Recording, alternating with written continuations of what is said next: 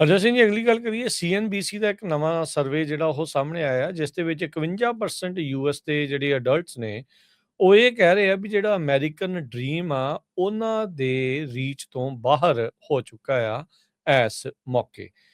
ਸੋ ਇਹ ਜਿਹੜਾ ਉਹ ਕਹਿੰਦੇ ਆ 45% ਜਿਹੜੇ ਇਸ ਸਰਵੇ ਨੂੰ ਰਿਸਪੌਂਡ ਕਰਨ ਵਾਲੇ ਉਹਨਾਂ ਨੇ ਕਿਹਾ ਵੀ ਕੁਝ ਕੁ ਲੋਕਾਂ ਦੇ ਲਈ ਹੀ ਇਹ ਜਿਹੜਾ ਅਮਰੀਕਨ ਡ੍ਰੀਮ ਆ ਉਹ ਹੁਣ ਬਚਿਆ ਆ। 6% ਜਿਹੜੇ ਉਹ ਕਹਿੰਦੇ ਆ ਵੀ ਉਹ ਉਹਨਾਂ ਦੇ ਬਿਲਕੁਲ ਵਿੱਚ ਜਿਹੜਾ ਉਹ ਨਹੀਂ ਹੈਗਾ। ਸੋ ਅੱਧੇ ਤੋਂ ਵੱਧ ਜਿਹੜੇ ਅਮਰੀਕਨਸ ਆ ਉਹਨਾਂ ਨੇ ਇਹ ਕਹਿ ਦਿੱਤਾ ਵੀ ਸਾਡੇ ਲਈ ਬੜਾ ਔਖਾ ਹੋਇਆ ਆ।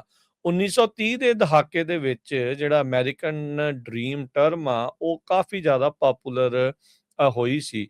ਇੱਕ ਹਿਸਟੋਰੀਅਨ ਜੇਮਸ ਟਰਸਲੋ ਐਡਮਸ ਆ, ਉਹਨਾਂ ਨੇ ਜਿਹੜਾ ਉਹ ਇਸ ਦੇ ਬਾਰੇ ਕਿਹਾ ਸੀਗਾ ਵੀ dream of a better richer and a happier life for all our citizens of every rank। ਉਹਦੇ ਬਾਰੇ ਆਪਟਿਮਿਜ਼ਮ ਕਹਿੰਦੇ ਵੀ ਹੁਣ ਕਾਫੀ ਜ਼ਿਆਦਾ ਘਟ ਚੁੱਕਾ ਹੈਗਾ ਆ। ਸੋ ਇਸ ਮੌਕੇ ਅਮਰੀਕਨ ਡ੍ਰੀਮ ਦੀ ਜਦੋਂ ਗੱਲ ਕਰਦੇ ਆ, ਜਿੱਦਾਂ ਘਰ ਖਰੀਦਣਾ, ਸੋਹਣੀ ਜੌਬ ਹੋਣੀ, ਪਰਿਵਾਰ ਦੇ ਵਿੱਚ ਜਿਹੜਾ ਉਹ ਰਹਿਣਾ, ਉਹ ਸਾਰੀਆਂ ਚੀਜ਼ਾਂ ਹੈ ਤਾਂ ਹੈ, ਪਰ ਘਰ ਜਿਹੜਾ ਖਰੀਦਣ ਵਾਲਾ ਜਿਹੜਾ ਅਫੋਰਡੇਬਿਲਿਟੀ ਵਾਲਾ ਫੈਕਟਰ ਆ ਉਹ ਇੰਨਾ ਕੁ ਜ਼ਿਆਦਾ ਔਖਾ ਜਿਹੜਾ ਉਹ ਹੋ ਚੁੱਕਾ ਆ ਤੇ ਉਹ ਮੁਸ਼ਕਿਲ ਆ। ਕਾਸਟ ਆਫ ਲਿਵਿੰਗ ਕਹਿੰਦੇ ਵੀ ਸਭ ਤੋਂ ਵੱਡਾ ਜਿਹੜਾ ਫੈਕਟਰ ਆ ਉਹ ਇਸ ਟਾਈਮ ਬਣ ਚੁੱਕਾ ਹੈ, ਜਿਹਦੇ ਕਰਕੇ ਲੋਕ ਅਮਰੀਕਨ ਡ੍ਰੀਮ ਨੂੰ ਹੱਥ ਪਾਉਣਾ ਕਹਿੰਦੇ ਵੀ ਉਹਨਾਂ ਦੇ ਲਈ ਬਹੁਤ ਜ਼ਿਆਦਾ ਔਖਾ ਹੋ ਚੁੱਕਾ ਹੈ। ਘਰਾਂ ਦੀਆਂ ਪ੍ਰਾਈਸਿਸ ਵੀ ਲੋਕਾਂ ਨੂੰ ਰੋਕ ਰਹੀਆਂ ਆ, ਇੰਟਰਸਟ ਰੇਟ ਵੀ ਜਿਹੜੇ ਉਹ ਰੋਕਦੇ ਆ। ਕਹਿੰਦੇ ਵੀ ਜੇ ਓਵਰਆਲ ਦੇਖਿਆ ਜਾਵੇ ਅਮਰੀਕਨ ਡ੍ਰੀਮ ਦੇ ਵਿੱਚ cost of living, housing price, health care cost, low wages, job security, education cost ਜਾਂ ਸਟੂਡੈਂਟ ਡੈਟ, ਇਹ ਜਿਹੜੇ ਮੁੱਖ ਤਰੀਕੇ ਦੇ ਨਾਲ ਲੋਕਾਂ ਨੂੰ ਪ੍ਰਭਾਵਿਤ ਜਿਹੜਾ ਉਹ ਕਰਦੇ ਹੈਗੇ ਆ।